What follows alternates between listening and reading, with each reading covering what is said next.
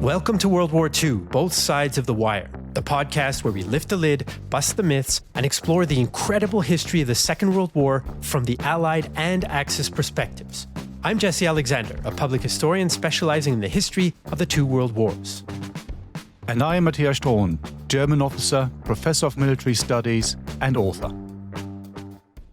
In today's episode, we'll make a stop on the French coast at the port town of Dieppe, the site of a raid gone wrong in 1942, the source of a Canadian tragedy and the cause of heated debates about why this ill-fated battle even happened at all. Hi Jesse, here we are, another week, another recording. This time we're moving to the west, as I've just said. We're moving back to France, where we've been before for a number of our podcasts, and we're looking at this ill-fated landing, the raid, whatever you want to call it, at Dieppe. And I think before we start talking about Dieppe, the tactical actions, the German plan, the Allied plan, whatever that might have been, we do what we always do, and we take a step back, we look at the bigger picture stuff, and we explore the context before we then zoom in to take things really apart. So let's have a look at the context. So what is happening in and around 1942?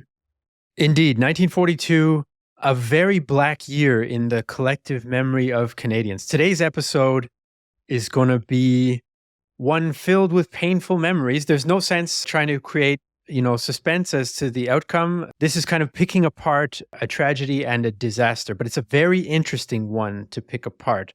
And as you say, we'll put our historians' hats on as usual and go in that reverse pyramid, standing on its head with the fat part on top. So we start big and drill down into the details. The raid, of course, eventually takes place on August 19th, 1942.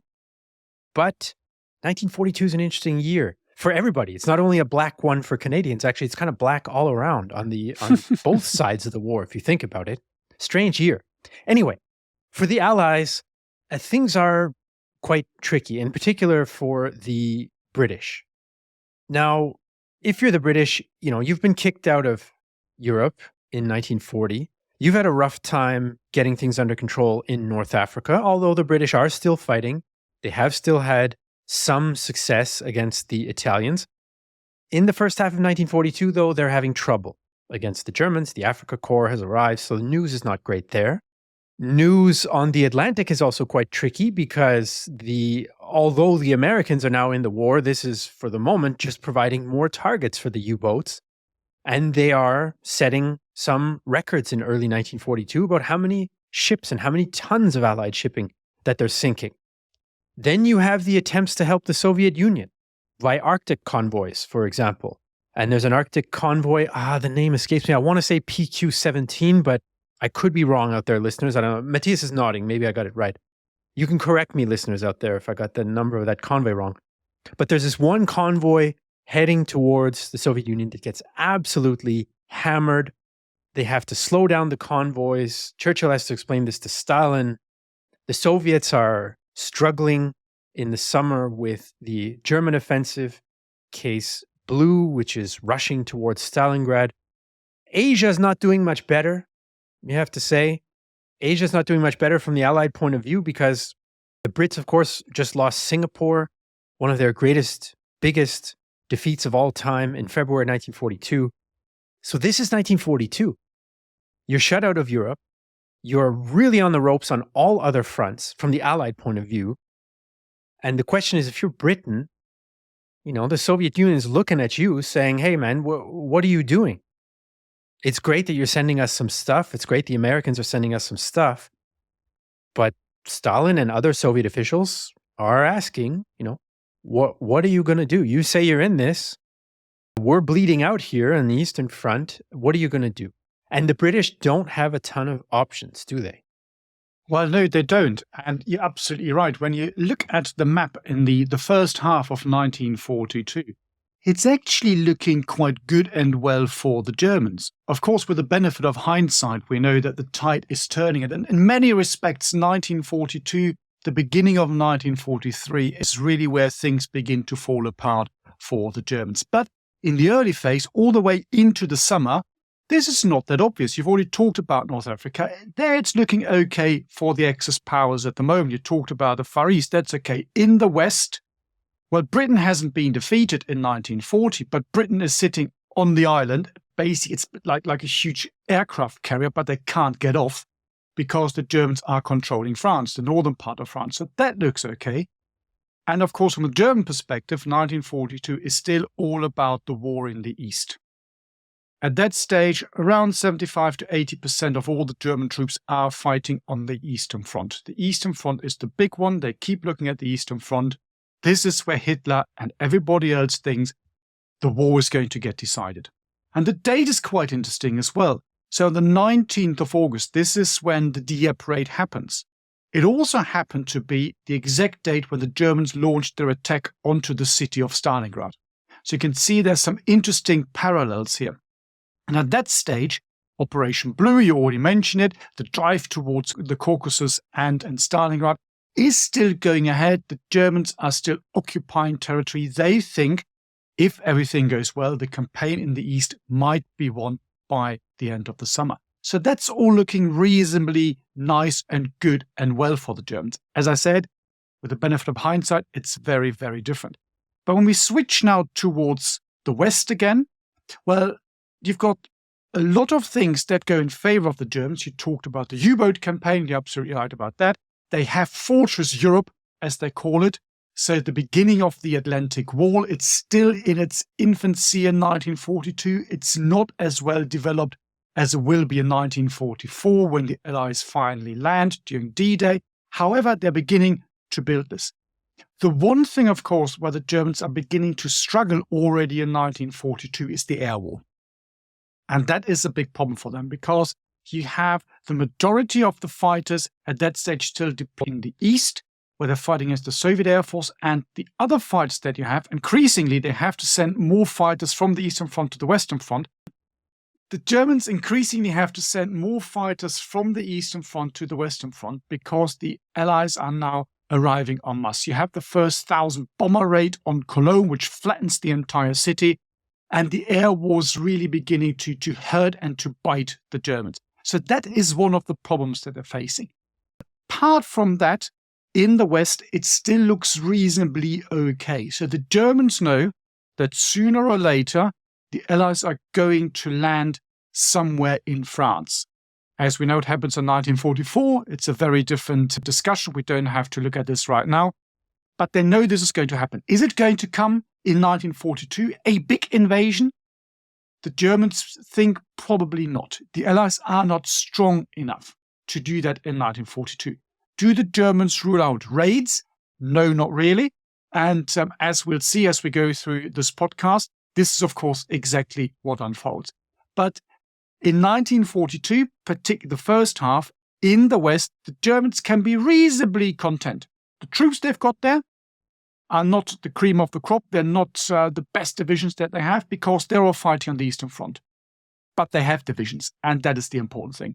So you might say in the first half of 1942, it looks as if Germany is still having the strategic and also the operational initiative. This will change quite drastically, but when you look at it in early 1942, it looks okay for the Germans. Okay. Right. So you mentioned the possibility of raids, and this is one thing that the British are doing. They do launch several raids on the Atlantic coast, actually starting from 1940, but there's a couple of more famous ones in the earlier part of 1942. They have this idea that one of the forms it takes is Operation Sledgehammer that gets discussed. It's like maybe we can draw off German reserves from the Eastern Front if we keep hitting with these raids. We keep the Germans off balance. They have to defend more places on the coast, even though they know that we're not going to launch the full invasion. We can hopefully still tie down more troops. We can also create some positive news for propaganda purposes for the home front, showing we are active, we are striking at the Germans. They also want to show the Soviets that they're doing something, that they're active, that they're martial, that they're willing to take risks and spill blood, so to speak. So there are a series of raids, but to be frank, from what I've read, the results are fairly mixed. There's some absolutely heroic actions taking place, in particular the raid against the U-boat base at Saint-Nazaire, for example, by commandos. This is high drama, this is extreme courage being showed, but in general, these raids don't really accomplish much on a strategic level, one might say. They do provide some propaganda value, but it's small stuff in the grand context of the war, even in the context of what's happening in Africa, even though that's small scale compared to the Eastern Front. So yeah, you can try to affect some U-boat bases, some docking capacity for German surface raiders. You can go have a couple of raids in Norway as well, not only on the Channel coast, but also in Norway. But you are a far cry from really forcing the Germans' hand in any way. Now, Dieppe kind of starts to grow out of these different factors: political factors, strategic factors, and this tradition of raiding, which a lot of the British are very keen on, and perhaps that causes some of them to sort of overestimate its impact and what it might be able to accomplish. So there's a plan that comes into place, originally called Operation Rudder. This is what's eventually going to be the Dieppe raid. And the idea is we're going to raid a French port, and they start planning this in early 1942. It comes under the purview of Louis Mountbatten, Lord Louis Mountbatten, who's quite an interesting figure, not known for being humble, let's put it that way. And he sees in this an opportunity. Now, some people have emphasized different aspects of why the plan takes place. This is one of the big debates, right? Well, how does this planning end up coming together, the different elements in it? So Mountbatten is responsible for this series of raids, and he's the one ultimately responsible for this Operation Rudder that eventually morphs into another operational name, which we'll get to, and so on and so forth. Matthias, give us your take on Mountbatten. You know, a lot of ink has been spilled about him and his role during the war and his role about Dieppe. But what's your take on Mountbatten? Well, to be perfectly honest, I think I might have to be slightly careful here when I talk about him, because as we know in one of the other episodes, I've been called a hater of everything and everyone English. So I need to be really careful here, because I would be quite critical of him and his performance in the war. When you look at what he does, so for example, in the planning here, so he is recalled from his captaincy of an aircraft carrier, HMS Illustrious. When you look at what he then does and how he plans and also his behavior, as you say, well, he's a forceful character, but I'm not quite sure if he's the right man to really plan this. Well, because he simply doesn't have the military experience to plan a raid like this. First of all, he's a naval man, a proper normal naval man. He spent most of his time on ships. That doesn't really prepare him for something like this. There's a bigger picture, of course, to this, and a bigger problem that the British face, and that is that by 1942, the very, very vast majority, at least of the army, and I include commandos and all these other troops as well, they've been sitting on the island of Great Britain, and they don't have any combat experience. The last proper combat experience, as most of these troops gained, was the retreat from France in 1940. So that's a general problem. But you can also see that he was very much protected and pushed by Churchill himself. And it's really, really interesting when you look at one of his former actions, when he was in command of HMS Kelly as commander of the 5th Destroyer Flotilla. Apparently, his performance was so bad and so below par that Dennis Healey, who later on, after the Second World War, became Secretary of State for Defense, when Mountbatten was the Chief of Defense Staff in the 1960s, longest-serving Chief of Defense Staff that Britain's ever had, by the way, remarked, and I quote, "But his birth saved him from the court-martial any other officer would have faced because of his very, very poor combat performance and record." So that might put it a bit into context. I think another problem that we find here is this whole idea about commandos, commando raids, this very daring action of these special forces in whatever shape or form. You already talked about it earlier when you said you have these tactical raids and these idea for tactical raids, but that's exactly what they are. They're tactics. And a tactical action will never decide a strategic outcome. You need to look at the different levels of war. And we tend to get, I don't, but lots of people do, tend to get too excited about the low-level tactical stuff, because this is the stuff that tells great stories. You already mentioned it. These are very daring actions. You've got the Brunewald raid, where they steal a German radar, bring it back and analyze it. Very daring. Lots of books written about. But actually, does that change the course of the war? No, it doesn't. And again, as always, it's very interesting when you flip back to the other side and see what the Germans are thinking. So you've got Mountbatten there is coming up with all these great plans. You've got these operations being planned. You have these tactical raids, these actions. What is the German reaction to that? To be perfectly honest, slightly flippantly, they don't really care. Because for them, the important thing is happening in the East. These are just little pinpricks, nothing more than that. They're not going to defeat the German army, the Wehrmacht, neither in the West nor overall. So I think perspective, as always, is really important. And yet, as you said, for the British, it's really important because it shows them that they're doing something, they're active. It's more perhaps a propaganda mechanism and tool than anything else. You might also say, well, we're training the army or the armed forces to get more experience. Of course, a big debate. We'll return to that later. What's the actual idea behind the whole raid? But that's one of the underlying issues.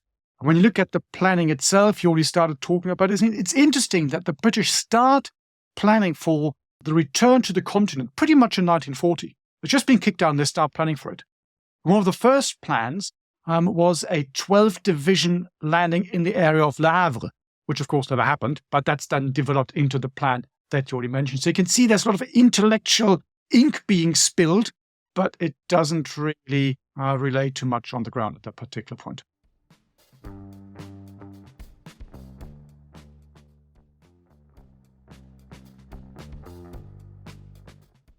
Yeah, I think one of the problems, if we look at the genesis of the Dieppe raid, things get messy. When you don't have clarity of command and control, when you don't have clarity of who's responsible for the entirety of an operation, you have people starting to piggyback, starting to inject other ideas until the thing morphs into something that is not really manageable and not measurable, not targeted, and not well thought through, in spite of all the smart people who are working on it.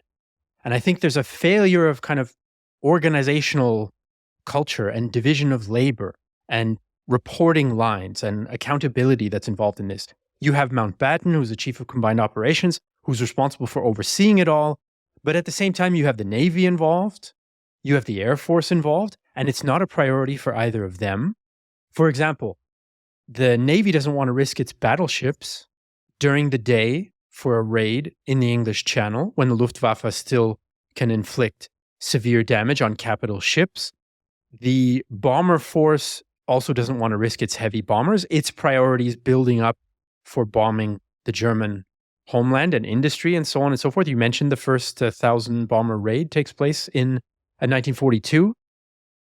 And then you have the Naval Intelligence Division, which is where Ian Fleming comes in, who has this suggestion, well, maybe we could tack on to a raid, as they had done in the past, what's called the idea of a pinch raid, where we can go and grab some intelligence-related materials, be it code books, be it an Enigma machine or Enigma code book or pieces of an Enigma machine or what have you, in order to achieve that through the raid. So Ian Fleming, by the way, later the famous author of the James Bond novels, just for anybody who didn't happen to know that. And of course, then you have the Canadians who are chomping at the bit for action. They've been sitting there since 1939. They have 2 corps in England not doing much. And so you have all these different kind of streams that all have their own kind of priority getting smushed, not very effectively, one must admit, into this one raid, which is still initially called Operation Rudder.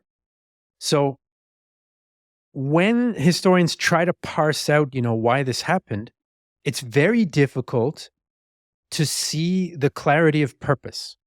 Is it what's called a butcher and bolt raid, where your idea is just to keep the Germans on their toes and inflict damage, and they'll never know when you're going to come and not come? Is it to kind of do a recce in force, test the German defenses, practice your landing skills with a view to this big invasion that will come in the future? Is it just political to satisfy the Soviets? Churchill mentions to Stalin in early August that a big raid is coming. Doesn't say it's Dieppe for obvious reasons. Or is it that Mountbatten, kind of in his own way, wants a project that's going to give him some success after he had quite a mixed record in the earlier part of the war? And how much does that push in this kind of confused vacuum of authority and accountability? So before the raid even starts, it's a bit of a mess. I don't know. Did I leave something out in that swamp of confusion there, Matthias? No, but I think we can take it apart again and do it a bit deeper. I mean, you've touched on everything that is really important. So when you look at combined operations, because these are the people who deal with the combined operations headquarters, they are the ones who are, to keep it relatively simple, who are in charge of the commandos who are tasked with organizing all of these raids. Now, in the early stages, the first two commanders are both from the Navy. And you might say, is that a problem? Is that not a problem? It just sets a very, very clear tone. And because the Navy fights wars very differently from other organizations. So the first one is, the first commander is Admiral of the Fleet, Roger Keyes. And then, of course, we already heard it, it's Mountbatten. Before then, after him, you've got a Major General taking over. So there is the first thing. You've got these different services involved. You already talked about this. That in itself is an issue if you don't have very, very clear lines of communication and also very, very clear order of seniority and who's actually in charge of planning and conducting these operations. That's the first thing. For example, also look at the Air Force. What the Air Force wants out of this? Well, in some ways, you might say, the Air Force, well, after the Battle of Britain, has just been sitting there, again, slightly flippant here, has been sitting there. They don't really have a course to do anything anymore because the air war is now the bomber war. Yes, they protect the bombers, but they can't go all the way into Germany in 1942. So what do? So basically, they are reasonably keen not to lose lots of aircraft over France, but they're interested in engaging the Luftwaffe because the Luftwaffe is now keeping back. They are now there to defend France and Germany and the industrial heartland of Europe rather than taking the war to Britain. So the British need to go there. So they want to get engaged as well. So again, a very different approach that you find in the air compared to, for example, the Navy, who, as you said, is not interested in using its big battleships in the Channel because that's suicide, and the Army doing different things again. You then have the political level you already talked about. It's all about the Second Front. Since 1941, Stalin urging the Western Allies, you need to open a second front. And this whole argument that the British and the Americans use, that there already is a second front, and that's the air war, doesn't really hold a lot of water with the Soviets. No, that's not good enough. You need to get on the ground. In 1942, big invasion, as we've already discussed, is probably not possible. So they need to do something to show their own population, but also the rest of the world and their allies that they are doing something. Because again, let's not forget, in early 1942, just by looking at the map and without knowing what's going to happen next, it doesn't look all that well and green for the Allies. The Germans are advancing. They are knocking on the gates of Stalingrad. As I said, the same day that the Dieppe raid happens, this is when the Germans launched their attack onto the city of Stalingrad. And both the Germans and the Soviets think if the Germans manage to win that particular campaign in the East, the war actually might be over. So all alarm bells go off in the Western camp, and they think they need to be doing something, whatever this something is. That is really, really important. That kind of pushes them, and that develops a speed and a drive all of its own, which is probably the most important piece behind it, far more important than the pure military value of this, things that we're going to unpack as we go through this podcast. Well, Canadian historian David O'Keefe, by the way, would take issue with us if I didn't talk a little bit more about the aspect for intelligence gathering for this raid, right? Because you just mentioned that, generally speaking, the strategic element is what's pushing it a little bit more. Well, there's a very strong argument that's been made in Canada. Not everyone agrees, of course. There are other historians who have argued otherwise and so on. But there's a very interesting argument. I'm not fully committed to it, but it's an interesting one to unpack related to this concept that Dieppe is essentially a big raid. You make a lot of noise, and then you send in Fleming's Royal Marine Commando to pinch some intel material. And that's the purpose of the raid. Now, it's a little bit, I see, listeners, for your benefit here, Matthias is kind of chuckling, wincing, folding his arms. Let me give a little bit of context here. Like I said, I just think it's an interesting take. There's a fair amount of research that's been done. Maybe I'm partial to O'Keefe because he's from Montreal as well as I am. He's a fellow Anglo-Montrealer. In any case, in early 1942, the Germans change up the Enigma machine, right? They have these rotors on the machine and they switch to a 4-rotor system rather than a 3-rotor system. And this prevents the British from being able to read the German communications in the Battle of the Atlantic for some time. And so this idea is that, well, this raid could be a cover for going after information that will allow the British to continue reading this new variation of the Enigma machine. The idea being you would select Dieppe. It's a port. It's a German naval base as well. They do have in the Hotel Moderne in the town of Dieppe, that's where the German Navy is based. That's where they're going to have their intel material. Perhaps an Enigma machine with 4 rotors or a code book for it or what have you. And that is kind of the core, according to that argument. It's one that hasn't gained a lot of traction outside of Canada, I would say. And Matthias, you're probably about to tell us why. Well, I normally don't use very strong terms on this podcast, but what you've said to me, putting on a military, is absolute rubbish. It does not make any sense at all. You wouldn't send an entire brigade. And we're going to be looking at the plan, how it unfolds, and what actually happens on the ground later on in this podcast. But you wouldn't use a force of that size in order to steal one Enigma machine. It simply does not make any sense, because the one thing that you do by launching this attack is alert the Germans. So what you want to do is, here you would have a perfect scenario for commandos or special forces, like the Bruneval raid earlier in 1942, where the British managed to capture the radio and radar system that the Germans use. So you do something like this. Everything else is completely barking mad. And if you ask me, this does not hold any water at all. It's an argument created afterwards in order to give some cover and put a nice fluffy blanket over this particular operation. It simply doesn't work. The one thing, of course, where it to a degree makes sense, or the only thing I would say from everything that you just said makes sense, is this whole thing about the German army and the German navy. So what you do find, for example, in Dieppe, and that's a problem that the Germans have across the entire Atlantic Wall, is the struggles between the navy and the army. So in the area of Dieppe, you find 2 coastal batteries, and they are naval ones. And they are under naval control, and the army doesn't have a say in it at all. So they basically don't work together, but they work alongside of each other. And this is, of course, where the new Enigma comes in, because, as I say, first of all, it's used by the Navy because it's very important. This is also where it's of most interest to the Allies, of course. You talked about the battle in the Atlantic at that stage. So that really is the crucial piece. So you get it on there, the Navy is using it, the Kriegsmarine, they're using this, you can get your hands on that, and that really turns the tide in the Atlantic. Far more important than what happens with the German army at that particular stage. So if you want to put a positive spin on it, the reason why you choose Dieppe is because you have this antagonism in the German camp between the Kriegsmarine, so the Navy, and the Heer, the army. But that's still not enough to have such an attack, which is called a raid. But actually, it's quite a bit more than a raid, particularly by British standards of 1942. It's neither here nor there. That is the problem. It's not a proper invasion. It's far too big to be a raid.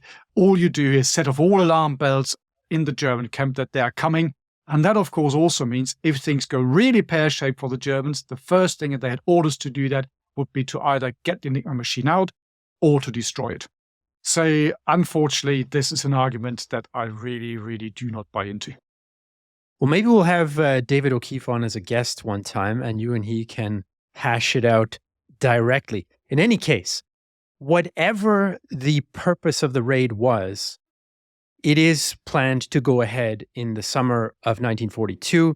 Dieppe is the choice. As you mentioned, this naval aspect of the installations in Dieppe are important. It's a port that's within reach of the RAF, right? They want to engage the Luftwaffe. They have this policy of leaning into Europe now that they don't have to fight for Britain's survival.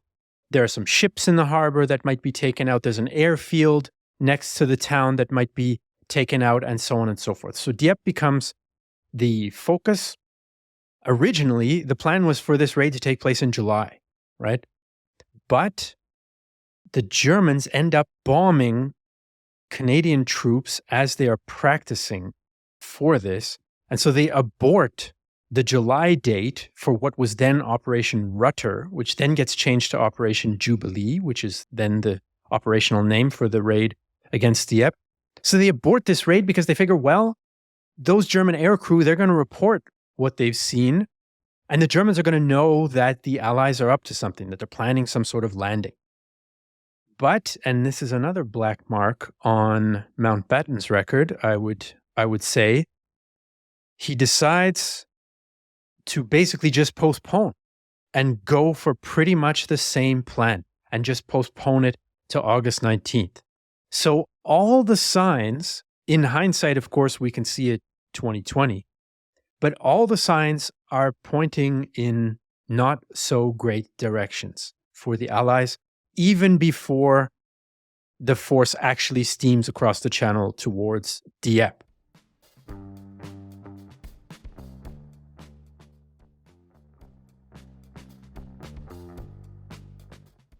The whole story behind the planning, and as you already explained, the fact the Germans bomb some of this and then it gets postponed and changed doesn't really help. Churchill writes about this, but that's after the war. So again, you really have to take it not just with a pinch of salt, but probably with a kilo of salt. What he says, but actually, when he writes about this, so for example, I can quote. He says, "I thought the most important, the large-scale operation should take place this summer, and military opinion seemed that until an operation on that scale was undertaken, no responsible general would take the responsibility of planning the main invasion. In discussion with Admiral Mountbatten, it became clear that time did not permit a new large-scale operation to be mounted during the summer, after Rutter had been cancelled, but that Dieppe could be remounted with a new codename Jubilee within a month, provided extraordinary steps were taken to ensure secrecy."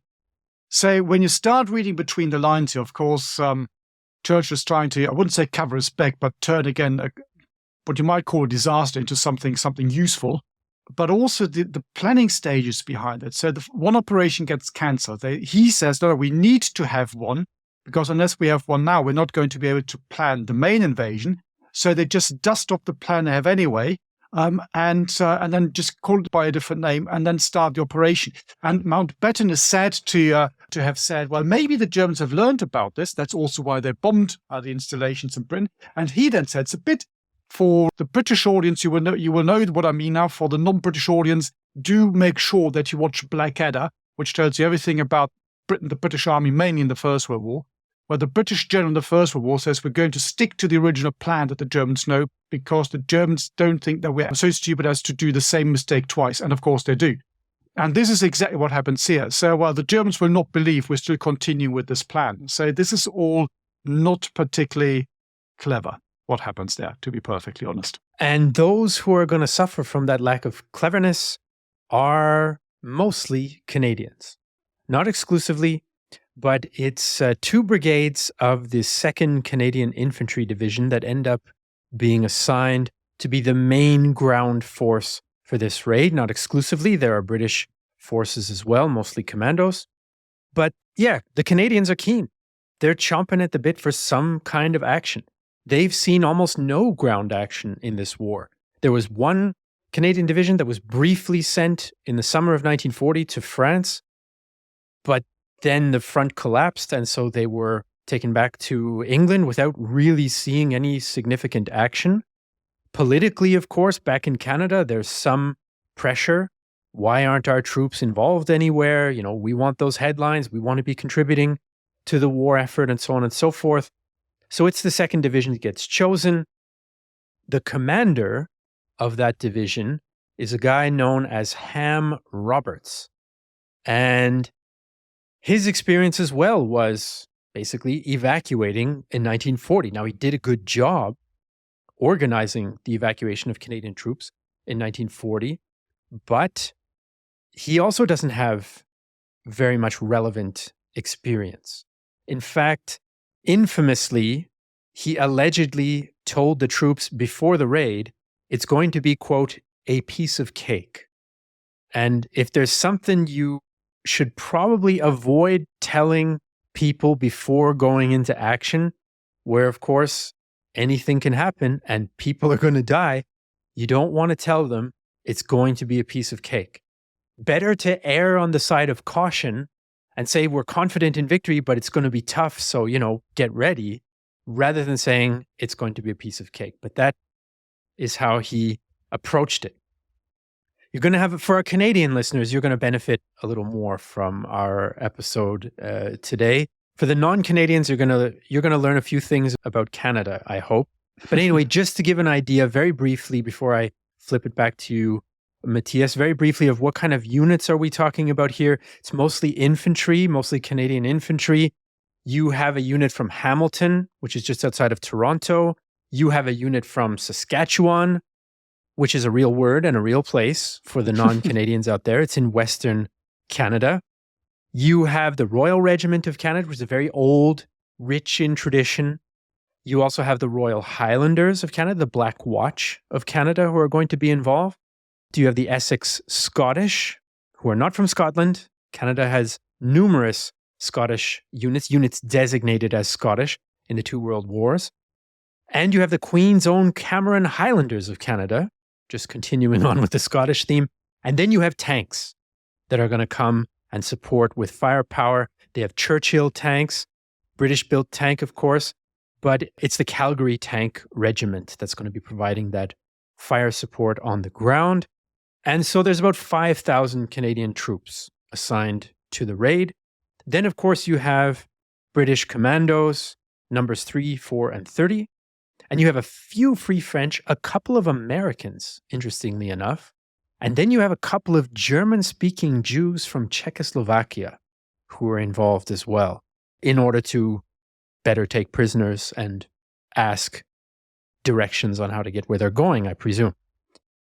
What, Matthias, would you like to add to my little Canadian order of battle here as we get closer and closer to the Dieppe Day? I won't call it D-Day because people on the internet get upset when you call anything D-Day that's not Normandy. I wouldn't dare to add anything to the Canadian story because, that's so much more better than I do.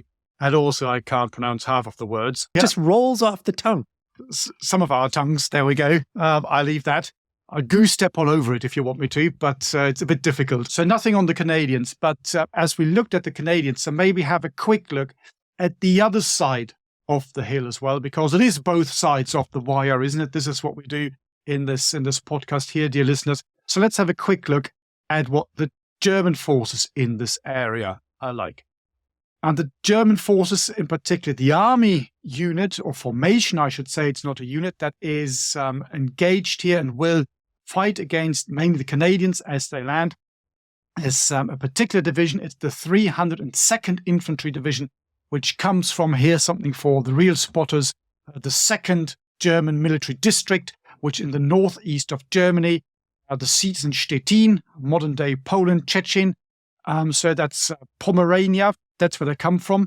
And this division is formed in 1940, so relatively late, one of these particular waves that the Germans have, to form another division. Formed in the Military District 2, then sent to France. It is under strength. The structure is a very standard structure of any German division at that particular time. So it's triangular, 2 infantry regiments, 1 artillery regiment. But these are under strength. So when you look at the fighting itself, you're looking at around about 1,500 Germans that get engaged in the fighting in the first instance from one particular regiment. it should be a bit stronger than this. The standard orbit of a German infantry division at the time says it should be somewhere in the region of 12.5 to 15,000 men. So it's not particularly strong. The next problem that these guys have is that they are, to use the German term, bodenständig, which means static. This already sends out a very, very clear message. This is not a first-rate division. It's not mobile. It doesn't have all the equipment it's supposed to have. When you perhaps even look at pictures of this particular battle, you will see that quite a bit of the material that they use is not even German, particularly the artillery, for example. Most of it is captured French and Czech guns. So you can see it's a second-rate division because all of the first-rate divisions were fighting on the Eastern Front. And the same also applies to the officers. I don't want to go through all the officers now because that would be very, very boring now. But one thing is quite interesting, and that is the commanding officer, so Generalleutnant Konrad Hase, and he is known in German as der kleine Hase, which translates as the little hare. Because there is another one, his superior is also called Hase, but he is the big Hase, so the big hare, because he is the boss. So that's how they distinguish that. The subsequent history of this division is also quite interesting, so very much second rate. It really performs quite well in this battle that we're looking at. It then gets the nickname as the Dieppe division. And later on in the war, in 1943, it is then sent to the Eastern Front, where it takes part in the German counterattack at Charkow. And then eventually in late 1944, it is then completely destroyed in the fighting against the Soviet army, and the entire division is wiped out. To sum up, a secondary division, slightly under strength, not particularly well equipped, and static. So they can't move about. They don't have a lot of vehicles to really do some sort of defense in depth counterattacks. They're not designed for that. It's a very static one that is supposed to defeat an Allied landing, in whatever shape or form, on the beaches. And that's the idea. Fun fact, they do have one bicycle reserve unit just behind Dieppe. So that is the non-static part of the division, is they have a bicycle mounted unit. So, listeners, I feel like we've gotten ourselves up to the precipice. The raid at Dieppe is about to happen. We've gone through some of the pretty depressing, from the Allied point of view, birth pangs of the planning, some of the difficulties there, the debate about why was this even happening, and the uncertainties around that, and the lack of clarity that was there, both in the organization and the objectives. And now we're on the cusp of those ships and those landing craft leaving the English coast, filled mostly with Canadians, heading off for Dieppe. And that is a dramatic series of events that we're going to cover in our very next episode, now that we've sort of set the table for all of that. So, before we go, I want to remind all of you listeners out there that we now have a members community. So if you want to discuss with like-minded people, if you want to react to something that we've said or covered in one of our episodes, if you want to support the podcast, you can do that all at bothsidesofthewire.com. And you can also do that with our promo code, for those of you listening and signing up now. Yeah, bothsidesofthewire.com. And you can use the promo code, all capital letters, Deep Dark Woods. I'll give you two guesses of where we got that. If you're a regular listener, you're going to know it's Matthias's favorite expression. Deep Dark Woods is the promo code at bothsidesofthewire.com.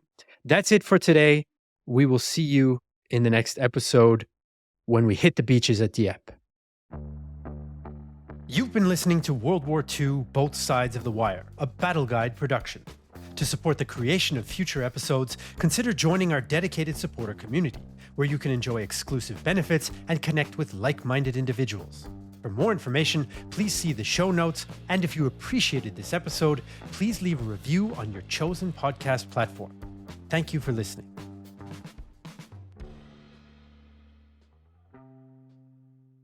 You can also I can also show I have not been drinking any alcohol.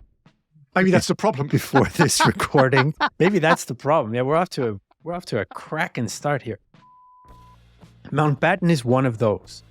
And this has got to be the best start to an episode we've had so far.